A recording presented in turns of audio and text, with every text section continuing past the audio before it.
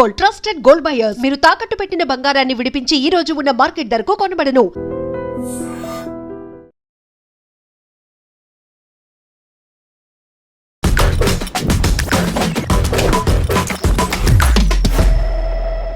Hi hello నమస్తే, welcome back to our channel. నేను మీ వైషు. పిల్లలకి మొబైల్ అడిక్షన్ ఎవరు అంటించారు? పేరెంట్సేనా? అంటే పిల్లలకి వాళ్ళంతట వాళ్ళే చిన్నప్పటి నుంచి 1వ తరగతి నుంచి ఫోన్ చూడాలి అనే ఆలోచన వస్తుందా? వాళ్ళకి ఎందుకు అంత మొబైల్ అడిక్షన్ వచ్చేసింది? ఈ మధ్య కాలంలో ఒక పాప రోడ్డు మీద కూర్చొని నాకు ఫోన్ కొనిస్తే చాలు, నాకు ఇల్లు అవసరం లేదు, పేరెంట్స్ అవసరం లేదు, ఎవరు వద్దు, నాకు ఫోన్ ఒక్కటి కావాలి అనే అంత రోడ్డుకెక్కి గగ్గోలు పెట్టేంతలా పిల్లలు ఎందుకు మారిపోతున్నారు? ఈ విషయం గురించి మాట్లాడడానికి ఈరోజు నాతో పాటు థింక్ అగైన్ ప్రోగ్రాంలో ఈరోజు నాతో పాటు డాక్టర్ లక్రాజ్ నిర్మలమ్మ గారు ఉన్నారు. మేడంతో మాట్లాడదాం. హలో అమ్మ. నమస్తే. నమస్తే, బాగున్నారా? బాగున్నాను తల్లి. మరీ రోడ్ల మీద కూర్చోను, లేకపోతే నువ్వు ఫోన్ ఇస్తే తప్ప నేను స్కూల్కి పోను. ఫోన్ చంపేశాడు ఒక తల్లి, నెత్తి మీద వేసి కొట్టేశాడు. అమ్మో, సెల్ ఫోన్ లాక్కుంటే వాళ్ళ అమ్మను బ్యాట్ తీసుకొని కొట్టి చంపేశాడు. మరి ఇంత అడిక్షన్ ఎందుకు అయిపోతుందమ్మా? ఎందుకు అంతలా ఫోన్కి లేదు, ఫోనే కావాలి అని ఎందుకు కోరుకుంటున్నారు పిల్లలు? అంటే నువ్వు నేను ఇద్దరు అడిక్ట్ కాలేదంటావా ఫోన్కి? మనం కూడా ఒకరిని చంపేసే అంత కాలేదు నాన్న, మనం కూడా అడిక్ట్ అయిపోయాం. ఎందుకు అంటే మన చుట్టూ ఉండేవాళ్ళు మనతో మాట్లాడకపోతే, మనం ఒంటరిగా ఉంటే ఏం చేయాలో తోచి చావదు కదా అమ్మ. అప్పట్లో పూర్వకాలంలాగా ఇల్లు సర్దుకునే ఓపిక ఉండి ఇల్లు సర్దుకునేవాళ్ళు, ఏం తోచని ఆడవాళ్ళు. లేదంటే పప్పులు ఉప్పులు రుబ్బుకునేవాళ్ళు, అన్నీ రెడీమేడ్గా దొరుకుతున్నాయి ఇవాళ. ఇంట్లో అన్నీ రెడీమేడ్గా దొరుకుతున్నాయి.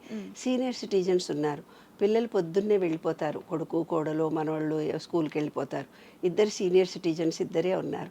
మరి వాళ్ళకి సెల్ ఫోన్లు భర్తతోటి భార్యతోటి మాట్లాడుకునేవి ఏముంటాయి? ఏమీ ఉండవు అంత రోజంతా. అందుకని ఏం చేసుకుంటున్నారు? సెల్ ఫోన్, వీళ్ళ రూమ్లో వీళ్ళు, వాళ్ళ రూమ్లో వాళ్ళు సెల్ ఫోన్ మాట్లాడుకుంటున్నారు. భార్యాభర్తలు ఇద్దరు ఉద్యోగాన్ని వచ్చి వీళ్ళ ఇరిటేషన్లో వాళ్ళు ఉంటున్నారు, వాళ్ళ ఇరిటేషన్లో వీళ్ళు ఉంటున్నారు. మాట్లాడుకోకుండా సెల్ ఫోన్లోనే SMS చేసుకుంటున్నారు. ఏంటి, వాళ్ళ సినిమాకి పోతున్నామా, ఇవాళ కూరగాయలు తెస్తావా, ఇవాళ పిల్లలకు నువ్వు అన్నం పెట్టు, ఇప్పుడు నేను మీటింగ్కి వెళ్తున్నా, ఇప్పుడు రాత్రి కొంచెం మీటింగ్ ఉంది నాకని SMS కొట్టుకుంటున్నారు. అంటే మనిషికి మధ్యలో మాటలు పోయేసి SMS కొట్టుకునే స్థాయికి మనం ఎదిగాము. అది డెవలప్మెంట్. కూడా పక్కనే ఒక్కొక్క రూమ్లో ఒకే ఇంట్లో ఉన్నా కూడా SMS కొట్టుకుంటున్నాం. అమ్మ, నేను తాతయ్య అంటాడు నేను బయటికి వెళ్తున్నానమ్మా, నేను బయటికి వెళ్ళి టిఫిన్ టయానికి వస్తానని SMS కొడుతున్నాడు బిడ్డకి. ఆ బిడ్డ ఎక్కడో మీటింగ్లో ఉంటుంది, కొడుకో ఎవరో ఒకళ్ళు SMS కొడుతుంది. ఈవిడంటుంది నేను గుడికి వెళ్ళి మా పారాయణ మా మహిళా మండలికి వెళ్ళి వస్తున్నాను, కాస్త నేను అరగంటలో వచ్చేస్తానని ఈమె SMS కొట్టి వెళ్ళిపోతుంది. ఎందుకంటే వాళ్ళు చదువుకుంటుంటారు, జాబులు చేసుకుంటుంటారు కదా, డబ్బా ఉద్యోగాలు కదా, ఆ ఉద్యోగాల్లో మీటింగుల్లో ఉంటారు కదా, మాట్లాడితే ఏమేమి చేసావు, ఏం వస్తున్నా కదా ఉండు అని అరుస్తారు కదా. అదే SMS కొడితే ఇట్లాంటి ఇరిటేబుల్ టెంపర్ ఉండదు కదా. అంటే ప్రేమగా మాట్లాడుకొని ఆత్మీయతలు పంచుకొని వాళ్ళు ఏం చెబుతున్నారో విని ఆన్సర్ ఇచ్చేంత ఓపిక ఇప్పుడు ఎవరికి లేదు. భార్యాభర్తకి లేదు, తల్లికి కూతురుకి లేదు, బిడ్డకు అనుబంధాలకు లేదు. వాళ్ళు అందరూ కూడా ఎవరికి వాళ్ళు ఈ సెల్ ఫోన్కు అడిక్ట్ అయిపోయారు. ప్రతి ఒక్కళ్ళు సీనియర్ సిటిజన్స్ అడిగితే ఏముంది, మాకేం లేకపోయినా సెల్ ఫోన్ చూసుకుంటే ప్రపంచం అంతా నా దగ్గరే ఉంది. కొడుకుతో మాట్లాడతాను, కోడలతో మాట్లాడతాను, ఫలానా వాళ్ళు ఆస్ట్రేలియాలో ఉంది, ఇంకొక ఆమె ఢిల్లీలో ఉంది, ఇంకొక ఆమె బొంబాయిలో ఉంది, ఎక్కడున్నా సరే ఆన్లైన్లో మాట్లాడుకుంటున్నారు. Cell phone is the best. అవునా? ఇవాళ మనకి ఇది చాలా బెస్ట్ కదా. ఒక విధంగా మంచి ఆప్షన్ కూడా. ఒక విధంగా మంచి ఆప్షన్. ఎందుకు నువ్వు లోన్లీగా ఉండి రోడ్ల మీద ఒంటరిగా పిచ్చివాళ్ళు తిరగకుండా నీకంటూ ఒక ప్రపంచాన్ని సృష్టించింది ఈ సెల్ ఫోన్. ఇది చాలా మంచిది. కానీ దీన్నే చూస్తూ జీవితం గడపడం అనేది అడిక్ట్ అయిపోతున్నాం. ఇదే సర్వస్వం అనుకుంటూ మనం బ్రతుకుతున్నాం. కానీ నేను యూఎస్లో చూశాను అన్న ఈ సెల్ ఫోను. ఇప్పుడు వాళ్ళందరికీ మన భాష రాదు, వాళ్ళకి ఎక్కడెక్కడి నుంచో వస్తారు. నువ్వు టోటల్ ఇల్లు క్లీనింగ్ చెయ్యి అని నువ్వు తెలుగులో చెప్తావు, ఆ అమ్మాయి దీంట్లో రికార్డ్ చేసుకొని తన భాషలోకి మార్చుకుంటుంది. నువ్వేమేం పని చెప్పావో దాంట్లో తెలుగును వాళ్ళ భాషలోకి మార్చుకొని ఆ పనంతా చేసి వెళ్ళిపోతుంది. అంటే లాంగ్వేజ్ కూడా దీంట్లో ఉంది. కవిత్వం రాయాలన్నా మాటలతో మాట్లాడితే అది టైప్ అయిపోతుంది. పెద్ద పెద్ద పుస్తకాలు కూర్చొని రాయాల్సిన అంత అవసరం లేదు. ఈ సెల్ ఫోన్ అనేది ఇంట్లో ఉండే సభ్యులకి నీకు ఏ పాట అంటే ఇష్టమో నువ్వు చెప్పి ఈ టీవీలో వస్తున్నప్పుడు పాట పెట్టి ఈ పాట అంటే నాకు ఇష్టం అనుకుంటే ఓహో వాళ్ళందరికీ మా అమ్మకు ఇష్టమైన పాట, మా భార్యకి ఇష్టమైన పాట, మా అక్కకి ఇష్టమైన పాట అని తెలుసుకునేవాడు. ఇవాళ నీవు ఇష్టమైన పాట ఒకటింటే సేమ్ పాటలే వస్తాయి. అవును. నీకు నడుము నొప్పి వచ్చింది అనుకో, ఒక ఆర్థోపెడిక్ గురించి నువ్వు మాట్లాడకపోయినా ఆర్టిఫిషియల్ ఇంటెలిజెన్సీ దీంతో నీ మాటలను గ్రాస్ప్ చేసుకొని నీకు ఇష్టమైనవే దీంట్లో చూపిస్తోంది. అంటే మనుషుల కంటే గొప్పగా ఈ సెల్ ఫోన్ మనకు మన మనసుని అర్థం చేసుకొని మన మనసుకు నచ్చినటువంటిది అన్నీ చూపిస్తోంది కదా, మనకు నచ్చినటువంటిది అన్నీ చూపిస్తోంది కదా. దీనంత గొప్పది ఈ ప్రపంచంలో ఉందా? లేదు కదా. కానీ ఏ వయసులో సందర్భంలో దీన్ని ఉపయోగించుకోవాలి, ఏ టైంలో దీన్ని ఉపయోగించుకోవాలి, ఏ టైంలో దీని ప్రాధాన్యతను మనం వినియోగించుకోవాలనేది మన చేతిలో ఉంది కదా. కాబట్టి మనం చేస్తున్నటువంటి ఉద్యోగాలు ఏవైతే ఉన్నాయో, ఇప్పుడు మీ నిత్య జీవితంలో హెక్టిక్ లైఫ్లో మీరు చేస్తున్నటువంటి ఉద్యోగాల ద్వారా మీరు కుటుంబాలతో అన్యోన్యత పెంచుకోవాలి. పిల్లలు టెలిఫోన్కి అడిక్ట్ కాకుండా ఉండాలి అంటే పిల్లలకు సెల్ ఫోన్ లేకుండా, సెల్ ఫోన్లో ఏదైతే నేను ఇందాక చెప్పినట్టు ప్రతి అంశము అంటే మనకిష్టమైన అంశము, మనకిష్టమైన చీరలు చూస్తుంది ఒక అమ్మాయి, అన్ని చీరలే కనిపిస్తాయి. ఒక అమ్మాయి నగలు చూస్తుంది, నగలే కనిపిస్తుంది. ఒక ఆమె డాక్టర్కి సంబంధించింది చూస్తుంది. నా అలాంటి ఆమె కవిత్వం గురించి చూస్తుంది, అందులో కవిత్వమే కనిపిస్తుంది. ఒక ఆయన పాటలు ఇష్టం, అన్నీ ఆయన పడిన ఓల్డ్ సాంగ్సే కనిపిస్తుంది.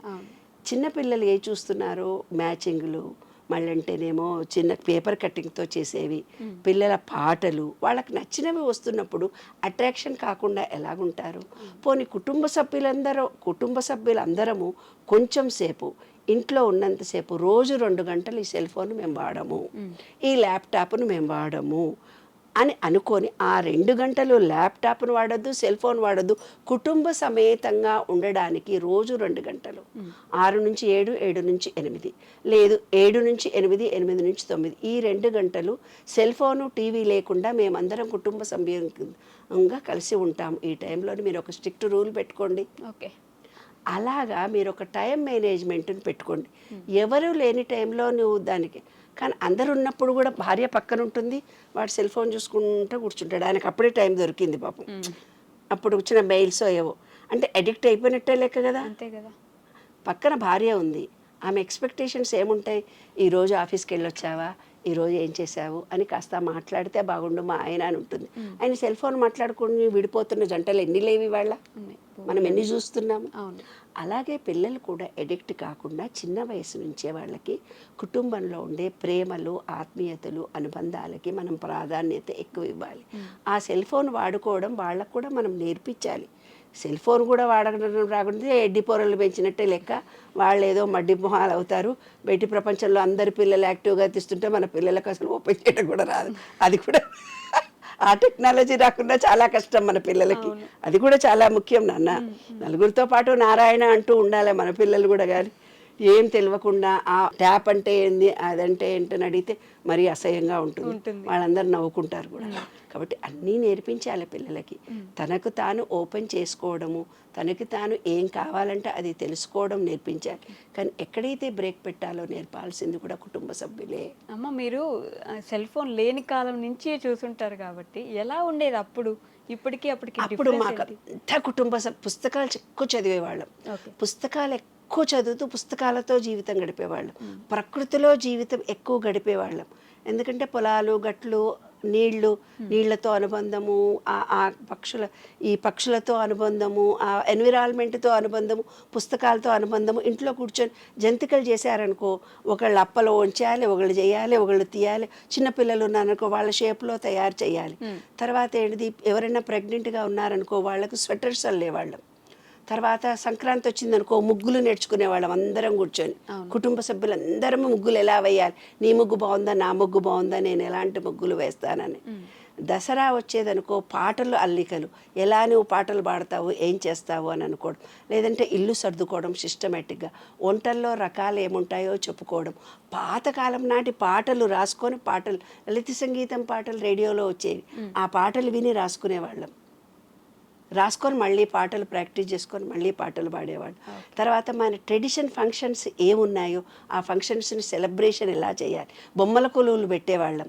ఆ బొమ్మల కొలువులన్నీ ఎలా డిజైన్ ప్రకారం పెట్టడం, దేవుడిది అంటే క్రియేటివిటీ అంతా బొమ్మల రూపంలో బయటకు వచ్చేది, క్రియేటివిటీ అంతా మాటల రూపంలో వచ్చేది, క్రియేటివిటీ అంతా మనిషిలో ఉండే క్రియేటివిటీ అంతా డెకరేషన్ రూపంలో, క్రియేటివిటీ అంతా వంటల రూపంలో వచ్చేది, క్రియేటివిటీ అంతా పాటల రూపంలో, మాటల రూపంలో, కవిత్వం రూపంలో వచ్చేది. ఇవాళకి నీ క్రియేటివిటీకి ఛాన్స్ ఎవరిస్తున్నారే బంగారు తల్లి? అసలు లేదు కదా.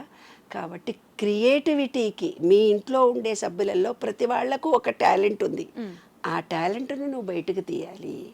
అలసిపోయి వచ్చిన భార్యాభర్త హోటల్ నుంచి తెచ్చుకోక మొగుడు చాలా బాగా చేస్తాడు కదా, ఏమంటే మీరు చాలా బాగా చేస్తారు, పులిహోరజనో దద్దోజనమో ఏదో చెయ్యంటే ఆయన ఉత్సాహంగా చేస్తే ఎన్నడన్నా మెచ్చుకున్నారా?